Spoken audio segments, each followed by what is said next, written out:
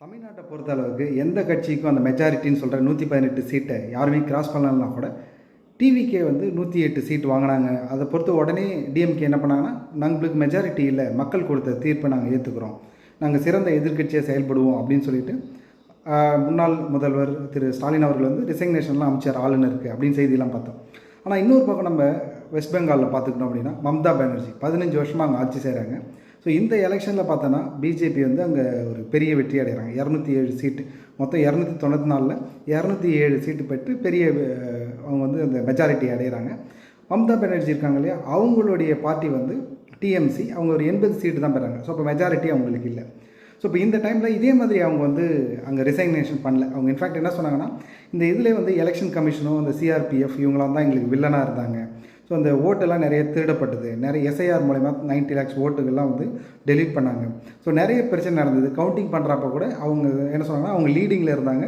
But திடீர்னு வந்து யாருமே உள்ள அனுப்பலை, அவங்க கட்சிக்காரங்களாம் வெளியே அனுப்பிச்சிட்டு இவங்க தோற்றதாக அறிவிக்கிறாங்க, அந்த ரேஞ்சுக்கு போச்சு. ஸோ நிறைய பிரச்சனைகள்லாம் இருக்குது அப்படின்னு சொல்லிட்டு நான் ரிசைன்லாம் பண்ண மாட்டேன். அவங்க சொல்கிற விஷயம் என்னென்னா, நான் ரிசைன்லாம் பண்ண மாட்டேன், நான் ஆளுநர்கிட்டலாம் கடிதம்லாம் கொடுக்க மாட்டேன் அப்படின்னு சொல்லிட்டு அவங்க சொல்கிறாங்க. ஸோ இந்த இடத்துல தான் ஒரு கொஷின். ஸோ இப்போ இந்த மாதிரி ஒரு சீஃப் மினிஸ்டர் சொல்ல முடியுமா? ஏன்னா இங்கே தமிழ்நாட்டில் நடந்ததே வேறு.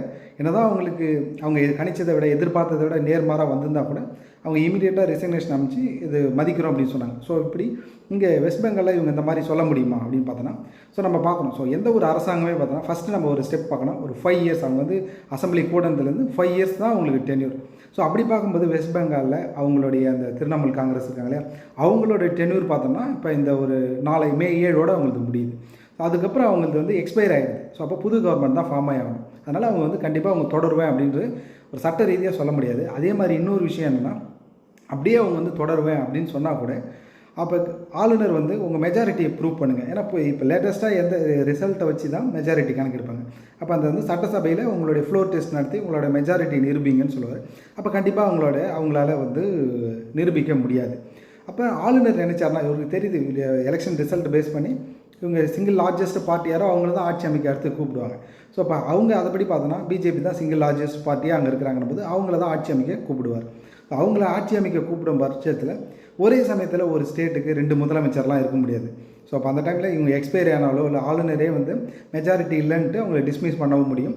ஸோ அப்போ அந்த காரணங்களால் இவங்க சொல்கிற மாதிரி தொடர்ந்துலாம் வந்து சீஃப் மினிஸ்டராக இவங்களால ஸ்டே பண்ண முடியாது அப்படின்றதையும், ஸோ அவங்க என்ன பண்ண முடியும்னா கோர்ட்டுக்கு தான் இதை எடுத்துகிட்டு போயிட்டு ஃபைட் பண்ண முடியும். இங்கே இவங்க சொல்கிற அலிகேஷன்லாம் நிறைய சொல்கிறாங்களே, அதை வச்சு இதெல்லாம் தப்பு, இதெல்லாம் இப்படிலாம் நடந்திருக்கு அப்படின்னு சொல்லிட்டு அங்கே ஃபைட் பண்ணி தான் அவங்க வந்து அவங்களுக்கான நீதியை பெற முடியுமே தவிர இவங்க வந்து ரிசைன் பண்ண மாட்டேன்னு சொல்லிட்டு அவங்க முதல்வர் பதவியிலேருந்தே இதை